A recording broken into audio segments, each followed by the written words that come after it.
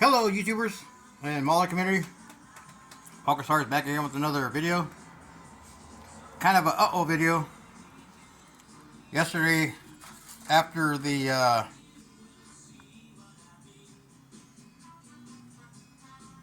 modelzona show yesterday, after loading the car up with this one and my 1/8 scale orange 69 Nova, it takes up both the passenger and driver's side floorboard and the van, nose to nose. The wheelie bars are about that far from the door on both cars. So when I went to go shut the door, guess what happened? Stink. I popped one of the wheelie bars loose, so I had to fix that. Got it all fixed. Got it all put back together. Just broke it off the rear end housing. A little bit of epoxy, a little bit of, as I call, stupid glue. I wish these bottles came with more fluid in them. You're buying 90% air. Anyways, the show, I was going to enter this in the show, but I decided to put it on the display table. Because I put it in the shows years past. I think it was mid-90s. The only one that gave me props on it back then was a gentleman by the name of Andy Callan, the Moose. He was really digging this car back then, and we talked about it, and he's like, man, you should have had some decals made for the name on the door. I told him, well, that thing's been on there since 88, 89, somewhere around there, maybe 90. And he goes, really? I said, yeah. I said, back then I painted the whole car white after 2 coats of primer, then let it set, gloss white. Then I shot the red, then I shot the blue, all done with rattle can. Then back then, I don't know why, but I decided to clear it with the 1814. I think it was by Model Master, which left a real nice even finish on it, but throughout the years it yellowed out. So anyways, I didn't put it in the show. I put it on the display only table, along with some of my brother Richard's projects. And back then, and another show that I took it to was the Good Guys. He got it in the Good Guys magazine, but they spelled my last name wrong. Instead of putting Paul Casares, they put Paul Kazda. Something of that nature. I don't know why. So that's the only magazine that it's ever been in, is the Good Guys Rotting Custom. I think it was probably 99, maybe 2000, somewhere around there. There's one gentleman that used to work for a hobby shop. Man, I can't remember his name. He was in the model groups a while back, and I don't know what happened to him. He's the one that told me about it and showed me the picture. He goes, yeah, but they spelled your name wrong. I'm like, ah, shit. How in the hell could they do that? So anyways, that's the only magazine it's ever been in. Never made it into model car magazines or Scale Auto or any of those.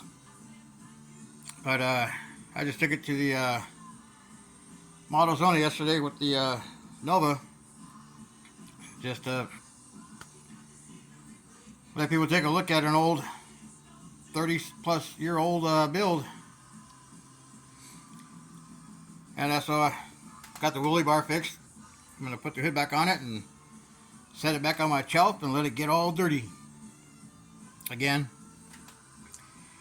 Anyways, a real time capsule of a large scale IROC Pro Stock. I don't know why the model companies don't do large scale drag cars like this.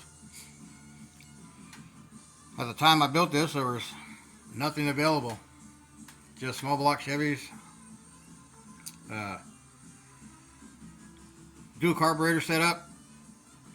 I bought a T-bucket and have one carburetor. I'm like, ah, crap, I need another carburetor. So I had to go out and buy another T-bucket kit. And I think back then they were 36 bucks, somewhere in there, 35 bucks. That was big money back then. So I had to have 2 carburetors.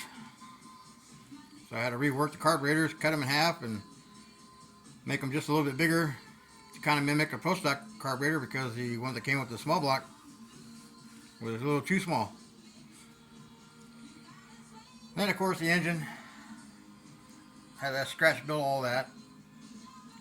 Using a battery for a Linko not a battery, but I think it was a C-size flashlight. Not a C-size, yeah, maybe a C-size. Flashlight to cut down a flashlight. Had the shape of a Linko transmission. And hitting Radio Shack and a bunch of other electronic stores for braided hoses and trying to find fittings. I think this hobby shop called Tomcat Hobbies in Arlington, California, Riverside, had some fittings. And so I bought a bag of fittings, and by the end of that day I made some molds with Bondo and made my own fittings. So back then a bag of fittings were 98 cents, somewhere around there. And of course, it only came with like 6. So after making those 6 within a 3-day weekend, Friday, Saturday, and Sunday, I had about 70 fittings, enough to do a couple other stuff. Anyways, I built this many moons ago. So I got that fixed and getting ready to put that back on the shelf, and this is what I'm working on. Making the rear glass for the gasser and the trim. I added some round stock. I see I got a little bit of a oops right there in the window. There's a little bit of a dent. You can see it with the light. Kind of a little, oh well, it's just a gasser. Don't have to be perfect. So anyways, with the music in the background, hopefully they don't block the video for copyrights. I didn't feel like getting up and lowering down the radio, trying to over talk the music. Right now, I think Sonny Cher's on, or the Partridge Family, or who was that famous singer from the 70s? Johnny Bravo? Yeah, Johnny Bravo. Anyways, oh, that was a Brady Bunch. Nah, he wasn't no famous. Anyways, just a quick, oh no, I gotta fix video. So anyways, just after that modelzona show yesterday, I didn't see anybody walk around doing any videos of all the builds, and it's kind of a weird low IPMS show that I've ever been to. The model vendors were kind of separated in different rooms. First thing I thought to myself was like, oh, somebody's in trouble. They got the vendors in separate rooms. I guess they're trying to keep the airplanes and vehicles away from each other or something. I don't know. Anyways, just a joke. Anyways, yeah, still haven't seen no videos from Luca and BG. They're all out there talking. yakking, having a good time, eating some barbecue off the barbecue truck. We went to Wendy's, and my brother Richard's like, man, look at everybody. Everybody's sitting down, ready to fall asleep. We need to liven up this show a little bit. And he got to thinking, like, he's like, look at, the kids are having a blast building models for the make and take. He's like, how about if they do an adult make and take? Anything goes. Start your model at the beginning of the show and see what you come up with at the end. I'm like, yeah, shit, I'd do that. I cut up a model and turn it into a wicked kit by the end of the model show. That'd be something to do for some of the adults that don't have anything to do and getting bored, walking around, sitting down, walking around, sitting down, eat, go take a pee. Custom build a model within the model show, a show within the show.